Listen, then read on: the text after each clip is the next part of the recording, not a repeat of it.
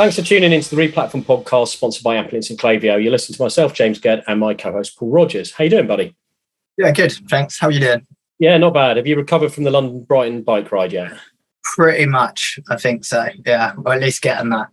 Excellent. Good work. So before we introduce our wonderful guests today, let's just set up this episode. And also, thanks for our regulars for tuning back in, and a warm welcome if this is your first time. Please subscribe. You get a new episode alert every week, and we'd love a like on YouTube, Spotify, or Apple. So our topic today is the need for ERPs and how to manage back office integrations. So really, really important topic because usually when I'm in a project with client teams and the word ERP or the phrase ERP integration is mentioned, it either creates a surge of panic and fear because people have been burned from previous projects, or people haven't gone through it and don't really understand the complexity and the data side and assume it's just a simple case of plugging two systems together and don't think about the potential complexity and impact and the time that's needed to properly map it out and underestimate, and it comes back to bite them. So this part is such a huge part of any big project. And we've got a guest today who's a specialist in managing ERP and other systems integration projects for a wide range of clients. So we're going to cover when does a business need an ERP, what the pros and cons of using one versus not, how can ERP projects be de-risked, etc. So first of all, let's welcome our guest, Luke Hodgson. How are you doing, sir? I'm very good, thank you. Thanks for having me on. Really looking forward to this one because you have bags of expertise in an area that isn't my skill set. So I'm looking forward to learning as much as asking you annoying questions. Before we start into the questions, I know that some people know you from previous roles, such as being the CEO and founder of Patchworks. Others will know you from your current role, co-founder of Ecommerce and HighCohesion. Can you talk people through what you're doing and what are these businesses and what's your focus?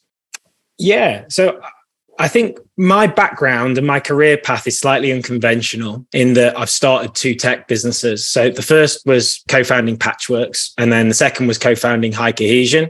And what those two businesses did was give me and everyone around me insight into a wide range of different tools and a wide range of different business problems.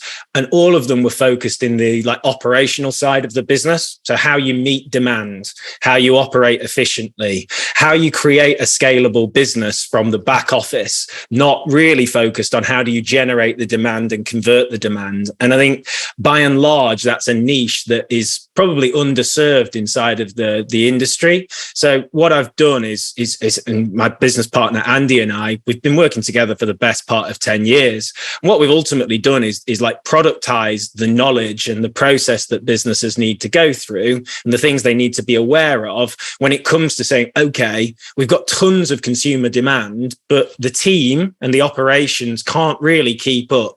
How do we address that so that over the next 12 months, we can meet our growth targets? And then over the next 3 years, we actually have a plan to follow that says, okay, if we continue to drive top of funnel demand and convert loads and loads of clients in loads and loads of different territories, how are our operations and all of the back office going to keep up with that and support it? So we help people do that by building out roadmaps and solving really big, hairy issues that they're dealing with right away and right now.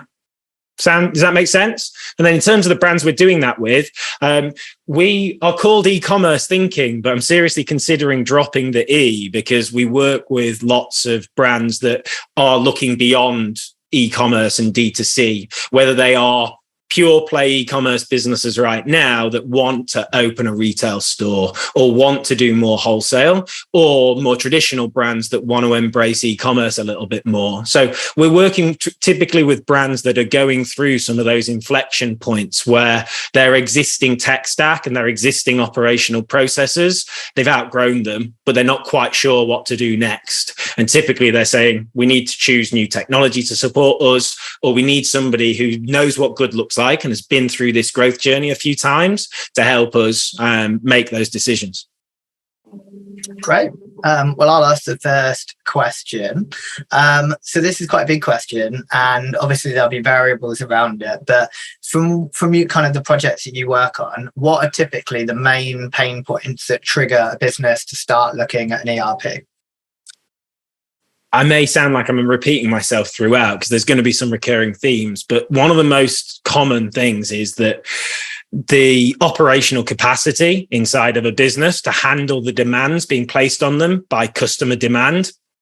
Basically, customer demand is outstripping their operational capacity to meet it, whether that be overselling on websites because the stock levels aren't up to date, through to things like we cannot create more hours in the day. How do we make all of these processes more efficient? And then I think a really big one is, oh my God, our business runs on spreadsheets and they're all stored on different people's laptops. And we don't have anything or any knowledge of how they all interact and thread together. So those are the kind of big pressing things. Customer demand is outstripping operational capacity. We need technology to help us solve that without throwing more people at it all the time. We have specific issues that we just can't seem to solve that relate to certain things in whether it be in data, whether it be in process. And then third is a classic. There's just spreadsheets everywhere and we can't unpick it. Great. And then I guess when people get to this point, what do you think their first step should be? So I know you obviously run a consultancy. Yeah. That to one side, for brands that don't have kind of, CTOs or CFOs or kind of big IT teams that have done this before, how do you think a brand should go about that kind of selection piece and also kind of starting to build a set of requirements? Yeah, good question. I mean, it's probably worth taking a step back from that and saying, when brands and leaders inside of these businesses are feeling those pain points and seeing those factors, what do they normally do? Well, what I would do and what the vast majority of these leaders do is they'll ask in their network, I'm having these issues, what did you do? They'll talk to existing partners, whether that be a web agency, consultants who are supporting them, and they'll probably do some Google searching. What they'll typically find is they'll get hit by the acronym ERP, whether that's through somebody recommending they check it out, or Google searches getting hit with typical names like Oracle, NetSuite, Microsoft, and SAP, and the like. And I think what that happens repeatedly, and the same names come up again and again and again. And that unconsciously leads people to thinking that the only kind of option they've got is ERP. It almost feels inevitable because all roads seem to lead to it. And what I really encourage people to first, really, if they can take one thing away from this podcast, is the fact that the notion that ERP is an inevitability is a fallacy that's been built up by marketing teams, not the reality. And it's been so successfully marketed and not challenged for so long that people feel that they just have to do it at some stage, and you don't. I can guarantee that you don't have to. Now, that doesn't mean that ERP is always the wrong thing. Don't get me. I'm not anti-ERP. I'm anti the default that it is inevitable. It isn't.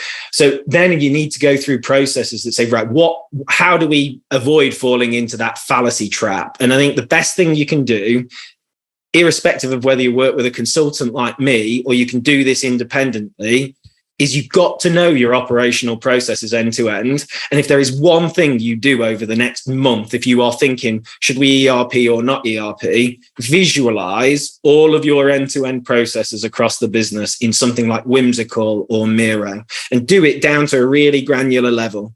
Because what this enables you to do is identify the main pain points in your processes or in your operation or in your data and highlight the root causes. And what it'll enable you to do is isolate those. So instead of falling into the trap of just sort of grouping them all together and saying, I need one system to solve all of these problems, because we're human and we want the simplest route to solving as many of our problems as possible. The issue is that does not exist in back office technology. It will be sold to you.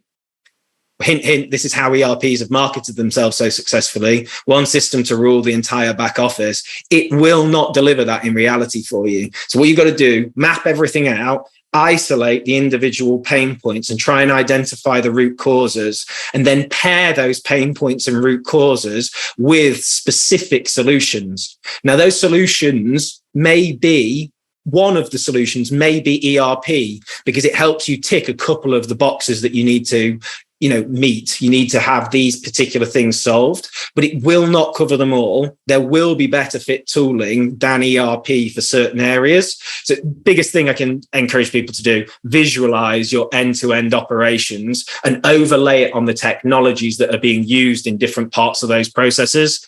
Isolate the problems and then choose the best fit tooling and use those visual tools to engage prospective vendors or partners so that you can be really clear with them as to what you need. Abstraction will lead you down a very, very risky path where you think you can get one system to solve all of the problems, because people will sell you that, and you really want to avoid that trap. I think that's absolutely spot on advice. It's amazing some of the projects where people have said, we're going to do an RFP now for selecting, it's acronym city today, for ERPs. My first point has always been, what are your processes that you want, and what are the issues? What can't you do at the moment? What needs to be automated? And it's amazing how sometimes just a small pot of money spent with a BA, an experienced BA who's very good at systems definitions and mapping, can help to actually reduce the demands that you might think need to go into a new system versus what can be done better with existing tools.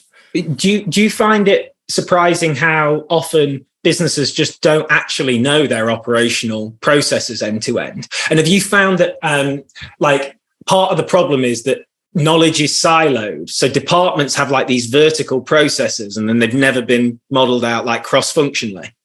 Yeah, 100%. Because a lot of projects, when I do strategy projects, and people say, we want to improve our operational capacity, or we want to improve our operational efficiency. My first question is, what's wrong at the moment? How does it work? What are the processes, and what's broken? What's broken from the business point of view? What's broken from a technology point of view? And what's broken from a customer point of view? Yeah. And most of the time people go, we don't really know, because you're right. There are silos. There are times when people are under-resourced, therefore they just haven't got to doing it. They know they want to, but it's like, do you know what? I've got to trade Black Friday. I'm not mapping processes. Yeah. So there's that reality to face as well. And you know what? This sounds like a really sort of basic plug for what we do, but the fact that is all we do makes us really valuable to businesses, that this is something they know they really want to be able to do, and they want to map these things out, but it's never going to be the top of the priority list. Like when you say you've got Black Friday to prepare for. So I think in many ways, if you can find people who are really qualified BAs and solution designers, they're worth their weight in gold, not because they'll it's not like witchcraft. It's just really, really methodical processes that get everything clear in people's minds.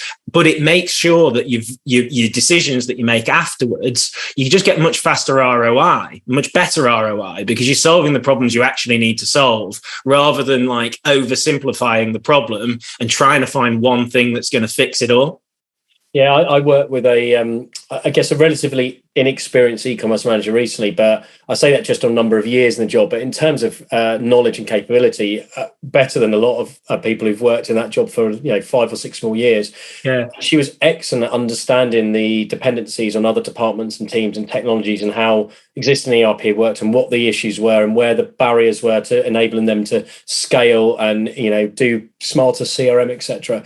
So there are e-commerce managers that have that kind of T-shaped thinking, but it's not all of them. So yeah, you're right, and I agree. I think BAs are sometimes the most underrepresented in a project, and clients will spend tens of thousands, even more on design. Yeah. Yet they won't spend a decent chunk of money on operational process. Yet the design looks beautiful, and as you say, you scale the customer demand, and your operational processes are shite. You can't service them, and they don't come back. So yeah, such a good way of putting it. Yeah, interesting. So I'm glad we flagged operational stuff. That's really important. So a question I've got linked to that. So I know I've been rambling on, Paul, but I'd love to know your advice there, because you said the starting point is you don't have to have an ERP. Don't start by thinking it. So look at what your need is.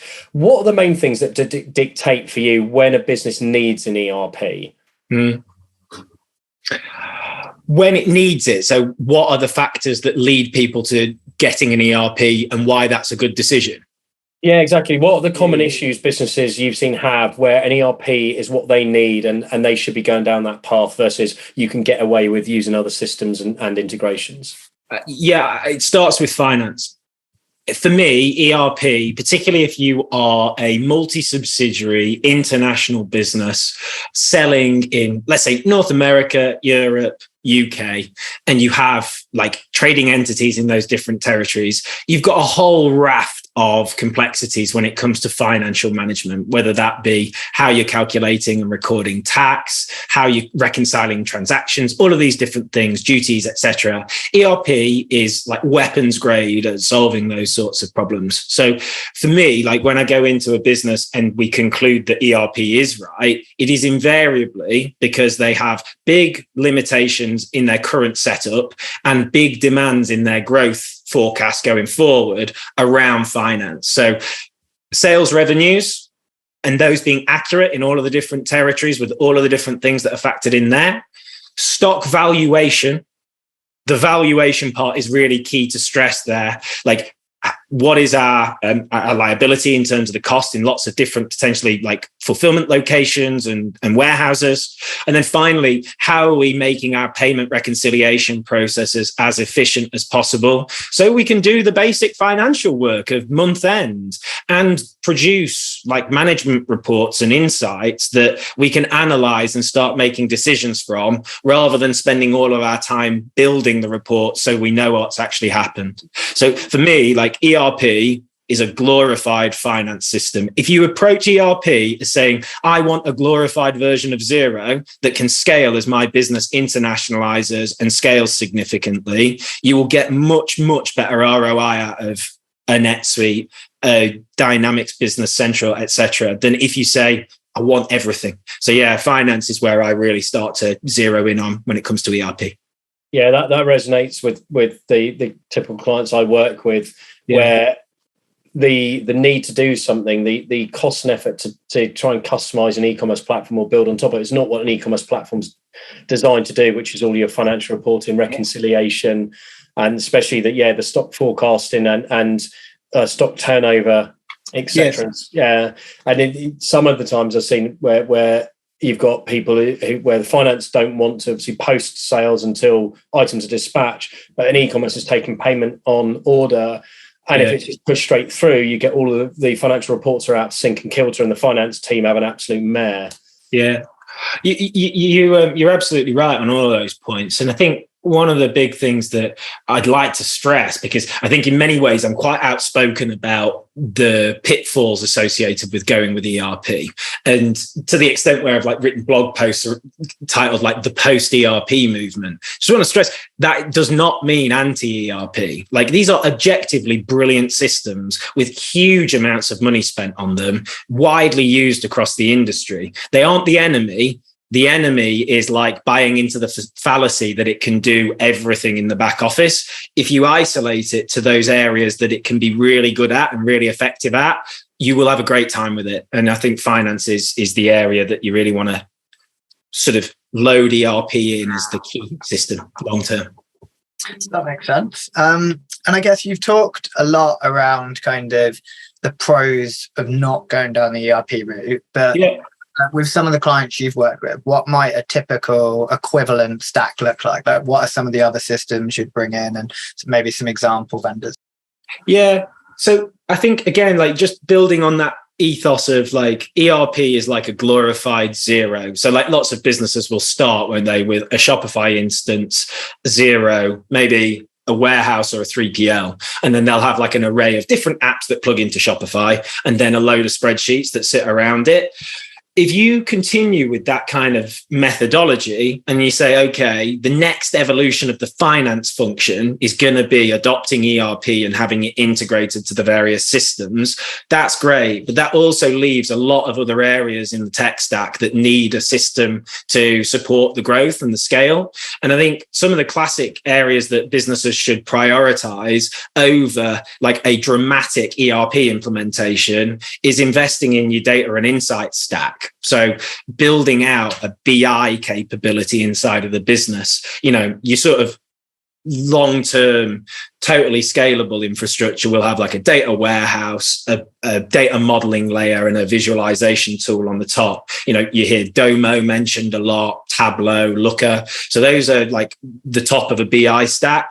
Some of the more entry-level tools are things like Glue. You hear that's really popular at a lot of Shopify brands. But I think BI and insights, actually, its flexibility can be a little bit intimidating because you have to kind of figure out what you want from it. It's not like this pre-built system that you're just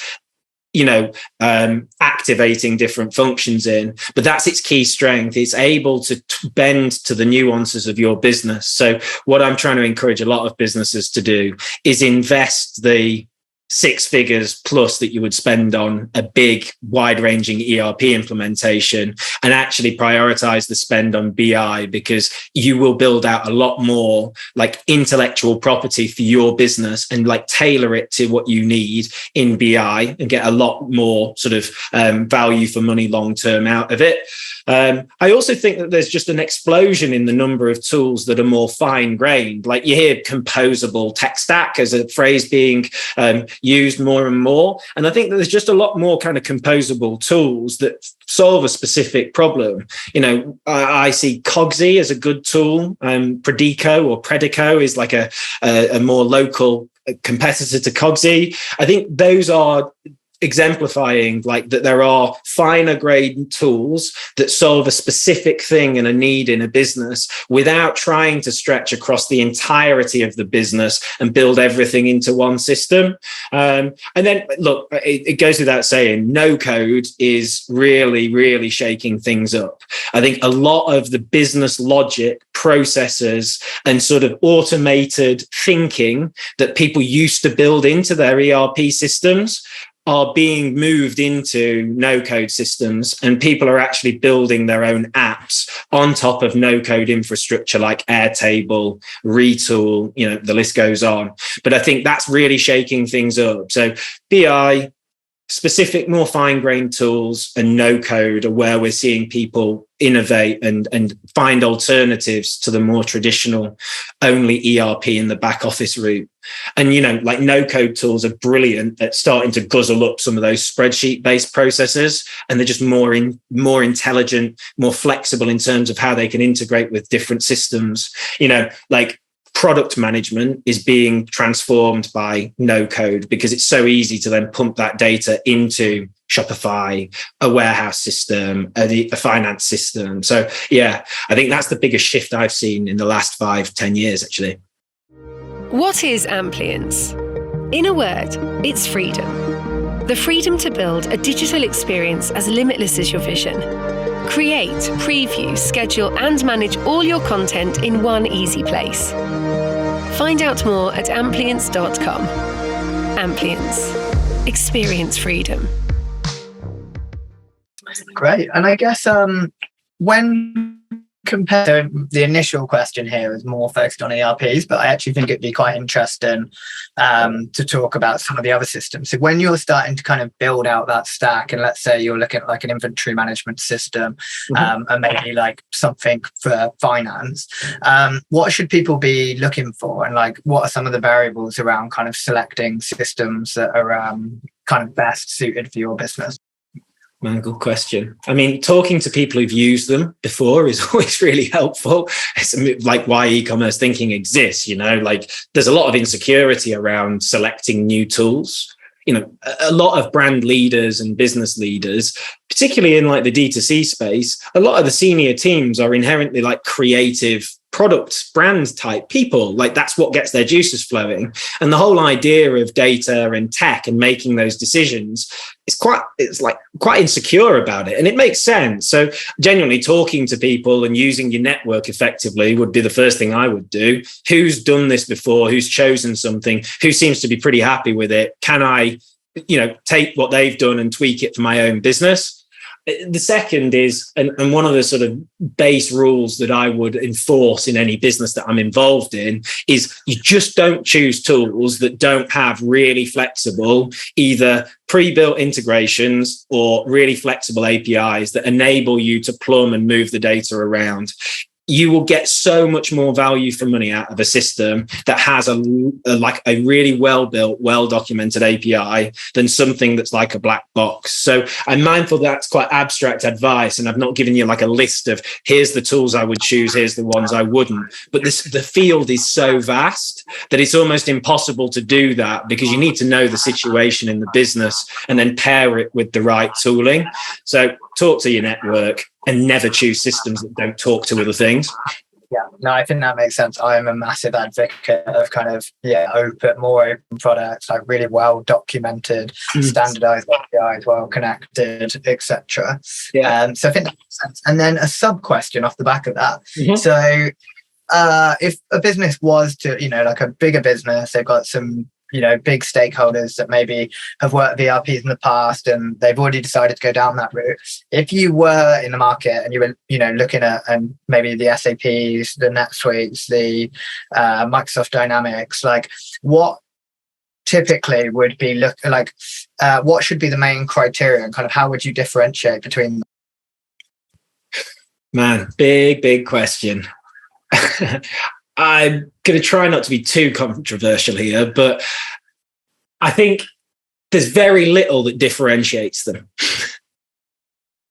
At base, an ERP is a general ledger, and then they've got lots and lots of different things that have been stacked on top. And if you did a direct comparison between the major players that have got the most money behind them, the vast majority would come out pretty even in terms of the core functionality and the level to which you can customize them if you either work with their own professional services teams or you work with one of their partners, whether that's a Microsoft reseller partner or a specialist NetSuite agency. So I think it's actually quite hard to differentiate between them at like just base functionality level. I think where you start to see some differentiation is in the methodologies, i.e. how they are implemented and what process they go through. And then I think also how much they've worked with brands that are like yours. So whether that be vertical, whether it be complexity and nuances in your operating model or your customer promise. So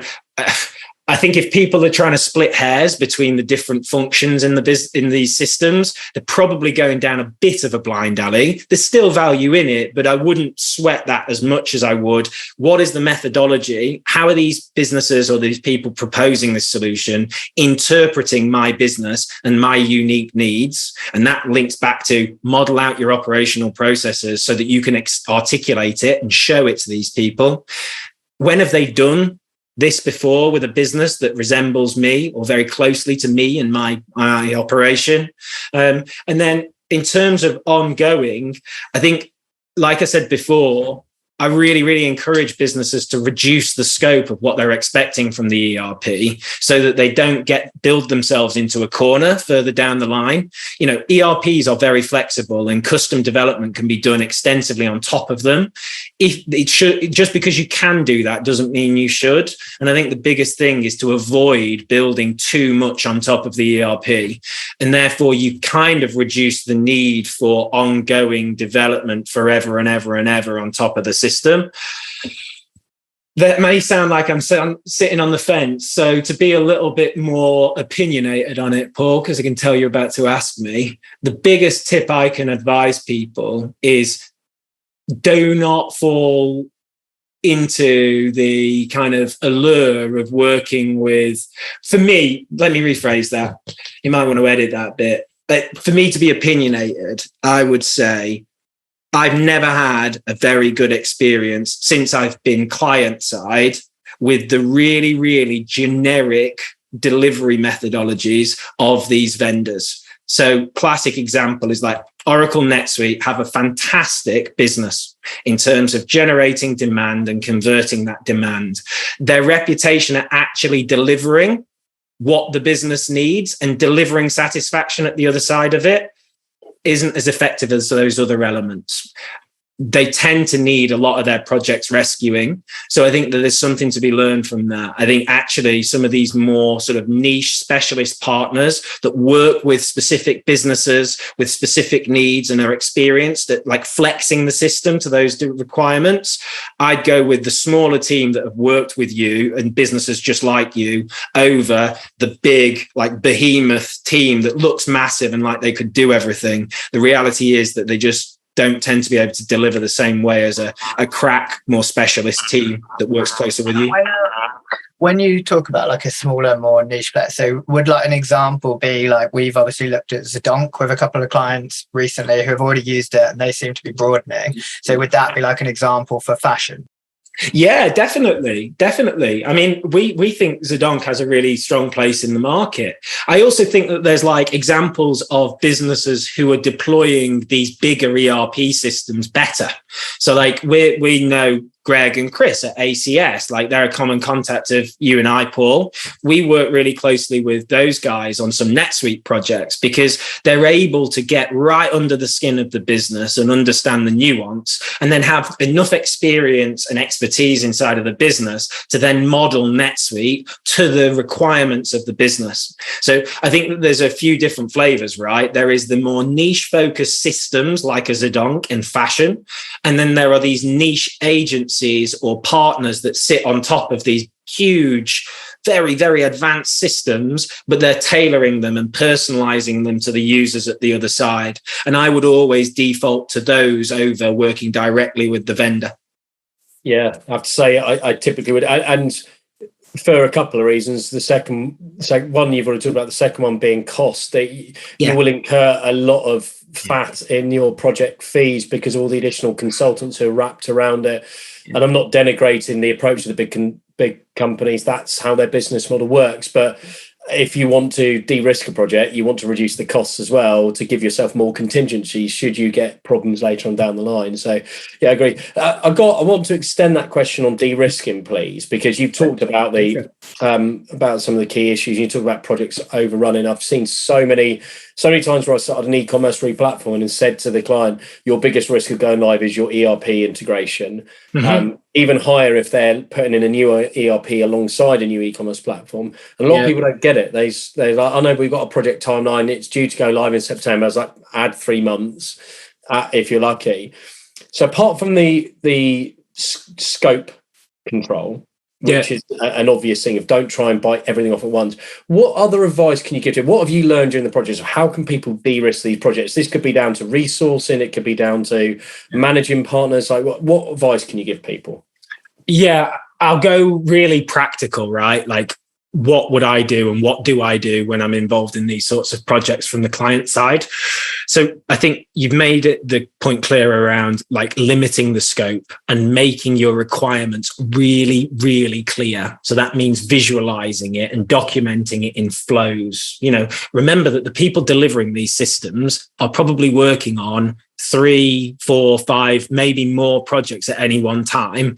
Every time they stop working in your project, they're working on something else. They then return to your project and their memory of what you need will be distorted slightly. So make it really, really, really, really clear what your processes need to be and keep like re-emphasizing those and returning to those visuals. Sounds pedantic, it works. So use those visuals as like a weapon to speed up the whole process.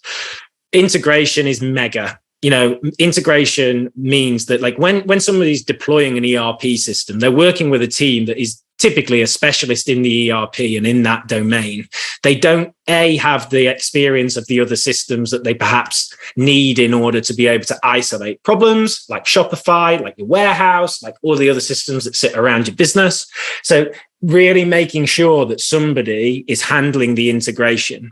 Now, that will involve like a technology, so like an integration platform, like a HighCohesion, but also somebody internally who can answer all of those in-project questions about how does Shopify deal with these situations? How does your 3PL or your warehouse management system deal with these situations?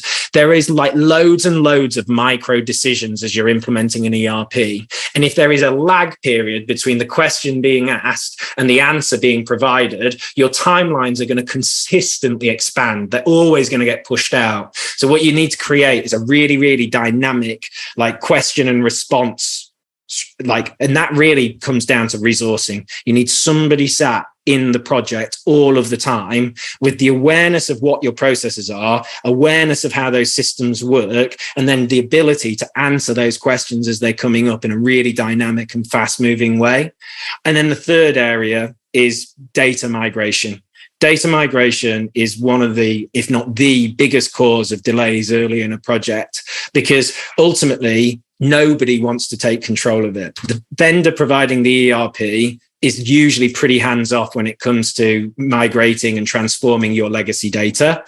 The system that you're moving from or connecting to has no vested interest in your new ERP system. So somebody, either internally or a designated resource that you're going to work with, has to take the rather hairy and often quite unforgiving job of getting the data migrated and transformed. If you get the right people in, it isn't actually a big issue. If you don't, it literally, it can delay projects for months because people just cannot get their heads around how I'm going to migrate, I don't know, 10,000 SKUs or 50,000 orders or 75,000 customers from its source format into this new format. How do I do that? Get somebody in who can handle the data migration, and it will speed everything up. So yeah, 3 areas. Really make it clear what your requirements are in a visual way, and just keep returning back to it and update it as it changes going through the project. Get somebody who is really integration savvy, who can answer those integration questions, and then make sure that what ramifications that has on the config of the ERP system is clear and understood to everyone. And then the third area is data migration. Just get somebody to handle that. Yeah, really, really nicely put. Yeah, we just did an episode, me and Paul, on data migration, an area that's often underestimated and left in the last minute. And then people go, oh, we've got no product data. It doesn't work in this new system. Yeah. Okay, cool. So this is a bit of a future gazing or conceptual question. So let's see how this one goes. So we've talked about some of the legacy platforms. There are some massive players who've got a big track record, especially with in certain verticals like manufacturing, etc. So SAP's, Oracle's, etc. There are newer players. I know Paul mentioned to me something I don't know if it's Odoo or Odoo, a Belgian company. What's your view on where the technology is going for ERP? What a modern ERP should look like? Yeah. Okay. Let me think on my feet here. Oracle, SAP, Microsoft have so much strength. They're not going to lose the ERP crown. A new emerging ERP, in inverted commas, won't beat those. So there's a splintering. So the new emerging players are going to be more fine-grained. They're going to be issue or problem or feature specific. And then the big players will likely start acquiring them, which is happening. Inventory Planner got bought by, was it Sage, or it may have been one of the other bigger players. Anyway, I think we're going to see finer grained systems being acquired by the bigger software houses. I think we're also going to start seeing a wave of acquisitions in no-code tools. I think Microsoft is either going to buy or build their own. Google have started building their own no-code application builder. It's inevitable that Oracle will start doing that as well. So I think what I think the future will hold is that ERP may start being used as an acronym in the next 10 years. I think we may move beyond ERP. And that doesn't mean we'll move beyond the businesses that own and run and have these ERP systems. I think it's just going to splinter. And maybe we'll continue to use the ERP phrase for certain factors of it, but I think we'll start to sort of supplement it with other things. And I suspect that most of them are going to exist under the umbrellas of some of these big companies. It's quite a cynical, slightly depressing view on the future. Sorry for that. But do you know what I mean? I think we are moving into a phase where our current conception of what ERP is inside of a retail business or a manufacturing business will evolve. And I think it will evolve with the major players being 2 or 3 years ahead of all of us and realizing that the acquisitions they need to make or the way they split up their products or position their products will start to change and morph. And that's how the ecosystem, I think, will continue to develop. Okay, so slightly open last question. Do you have any parting suggestions for brands that are currently looking at investing in their kind of back office setup? Stuck record time. Don't buy another back office tool until you've modeled out your operational processes in detail in a visual way. And then interrogate them with different stakeholders and different departments of the business so that you do really understand how the business operates end to end and where the root causes of your problems are. Don't buy anything until you've done that. And then buy stuff that solves the problems as you've isolated them, not in this kind of like abstract sweeping way. Going down the abstract sweeping way will cost you more money, waste you a load of time, and reduce the ROI on what you eventually spend. Being really specific, really clear, and really confident in what you know is the problem inside of the business will get you much faster ROI. You'll spend less money and you'll make improvements much quicker. Sounds simple, but it's like, that's the most sort of effective advice I can give. I like that. I think there's been a lot of really good advice during this process. I really like the fact that your starting point is not you need an ERP, but do you, and make sure that the key point I've taken from this, which I wholeheartedly believe in, is map your operational processes and look at where your issues are and how you can best achieve these things. And if you don't understand technically how you knit them together, if you don't have someone who's got that enterprise solution architecture knowledge base within the business, it's worth the weight in gold to have a consultant like yourself, an agency partner, whoever is the technical specialist, to help you get the right solution so that you're not sold something that you don't need. I think that's the most important thing. Sometimes by spending 5 to 10K upfront on advice, you can save yourself tens and tens, hundreds of thousands in future pain.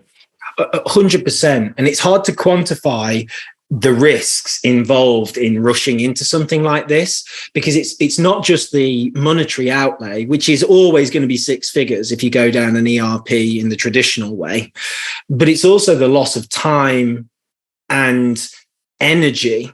These are really attritional projects when you go through these like big ERP implementations. You don't want to do it on a whim. You want to be 100% certain that you're going to get out of it what you need from the other side. And I think just as a kind of closing statement, like really making sure that you know your operational processes, we've started to use the phrase operator experience. So, like UX is like the idea of what is the customer's end-to-end experience of our brand, our product, our customer service. Like, how are we set up to delight the customer end-to-end?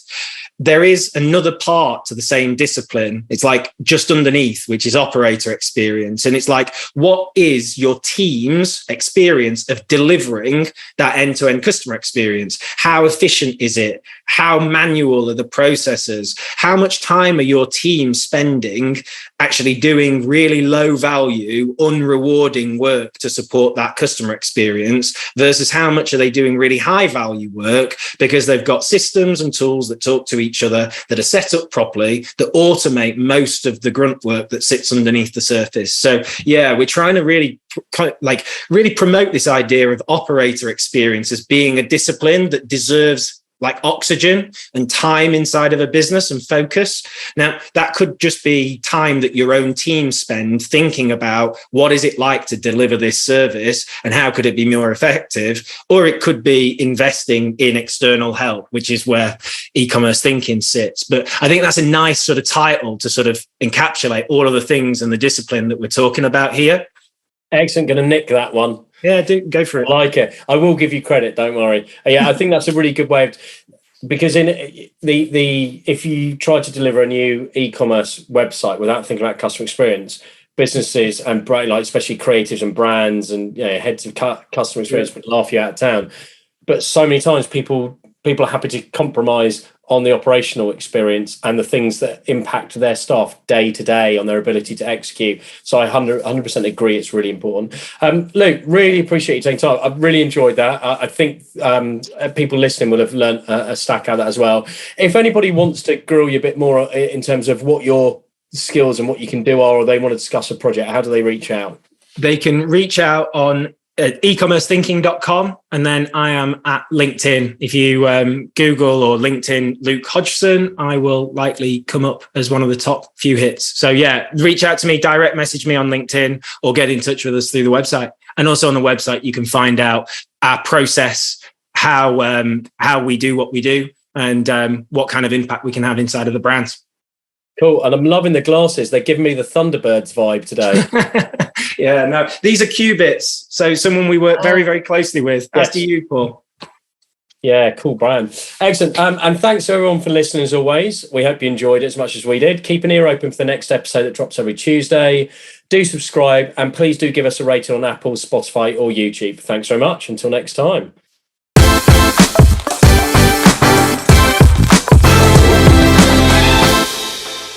For more information on this topic, head over to replatform.fm for our audio podcasts. To discuss a project, or if you'd like to chat about any of the topics covered in this episode in more detail, please reach out to myself, James Gurd, or my co-host Paul Rogers via LinkedIn and Twitter. Thanks again for listening, and keep your ears peeled for the next episode.